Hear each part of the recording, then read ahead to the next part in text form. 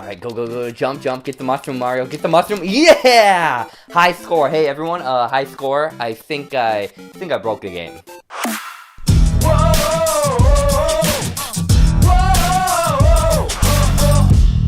What's going on, everybody? Welcome back to JBuck Studios, your home for reviews, reactions, and ridiculousness. Anyways, though, I was able to check out a Netflix docuseries featuring some historical moments in the 80s and 90s featuring video games, and it's called High Score. Yippee! High Score traces the history of classic video games, featuring insights from the innovators who brought these worlds and characters to life. So is this new High Score docuseries a must-see for any video game fan out there? Let's find out. But before I get into my thoughts, let me know what you guys thought. I guess if you're looking forward to this, because guess what? You haven't seen this yet. Now let's get into some of the good. Coming from a guy who grew up loving video games, I still love video games.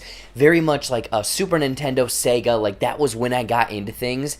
This docuseries High Score is awesome. It's 6 episodes. Each episode's about 40 minutes, and I was fully on board, thoroughly engaged with everything that was in this docuseries because it starts in the 80s and kind of the inception of Atari and kind of where Nintendo started, and it flows through the early 80s, but then it continues through about 1993. So it's very much this nostalgic feeling of those early years of video games and how some of them had no clue what was going on. The story of E.T. being one of the worst video games ever, him meeting with Spielberg, then Mortal Kombat and the inception or the creation of the ESRB. Also mentions of Night Trap, which is a game which is crazy. Go check that one out. But then it continues on to kind of computer gaming with Doom and multiplayer and kind of the framework of where games are today. So it is this great history lesson of going through this different time in each company almost, because it touches on Atari, it touches on Sega, it jumps into Nintendo, it jumps into the Nintendo World Championships, and it also breaks down into the development kind of, or the idea behind certain games, such as John Madden's football, RPG or JRPG games, and also games that are very much geared or allow people to express themselves, such as sexuality, gender, race, and whatnot in video games. So I thought that it did a great job of really touching on all of these things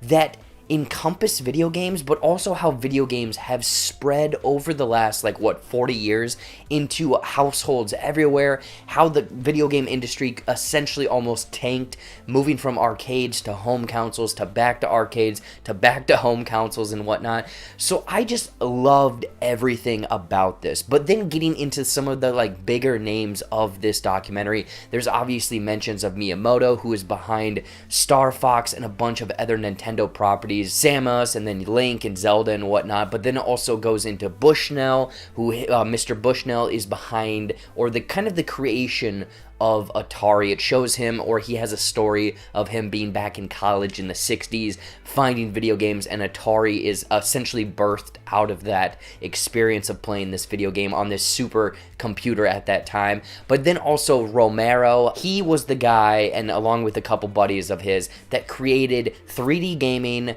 Wolfenstein, and Doom, which essentially just opened up everything with deathmatch, online matchmaking, playing with your friends, and everything that we have today. So it touches on these pivotal people in the video game industry, and just listening to their stories of kind of not even knowing what the hell they're doing, working tireless hours to essentially be, in Bushnell's situation, the grandfather of video games. It is crazy to see all of this stuff. But not only is this information just fascinating, very much, I'm going to say, hits on a nostalgic factor, because they are showing stuff from Super Nintendo and Sega, and I remember those 90s, early 90s commercials like it was yesterday, where the Sega commercial, the Christmas one, where they keep showing up to Matt's house, I think it is, asking if he has a Sega, and it just is that nostalgia factor in this. It brought me back to those days of playing those games, the feel-good times that I had back then. But not only does it have that nostalgic factor,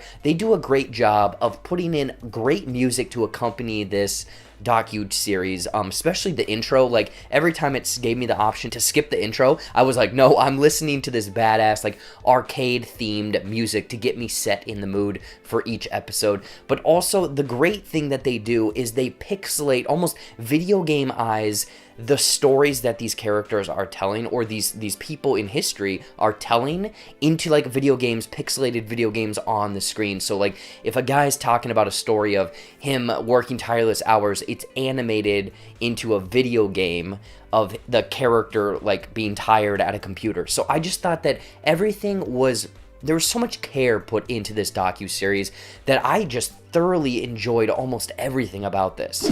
Now, getting into the cons of this high score docuseries, I have nothing. Again, I binged through this. I wanted more episodes. Hopefully we get like a season 2 somehow, jumping into kind of the later 90s, the early 2000s, and kind of gaming today. But I have no negatives about this at all. Overall, High Score is a fantastic look into the history of gaming and what they did back then that progressed into what gaming is today. With it again hitting on these historical moments with figures that very much molded what we have today, hints and pieces at kind of esports and gaming in different cultures, and being accompanied by great animation and music with little to no negatives, I would highly, high score wise, recommend checking out High Score. If you're any fan of gaming or a bit of nostalgia or just getting back to that retro space, almost an educational look at gaming, check this one out. It's on Netflix coming August 19th. Cannot recommend this enough. In closing, I'm going to give High Score 4.8 out of 5 arcade cabinets. So what did you guys think of High Score? I guess if you are watching this after the fact, you've seen this, or are you very much now looking forward to this docuseries landing on Netflix? I want to know in the comments down below. Anyways, though, as always, thank you so much for watching. Watch some more videos up there or right over there, brand new content every single week here on the JBuck Studios channel. I have a Twitch channel. JBuck Studios has a Twitch channel now. Jump over to twitch.tv/JBuck Studios and give me a follow over there. Follow the rest of my social media down there. Like this video, subscribe to the JBuck Studios channel, and until next time, we'll see you later.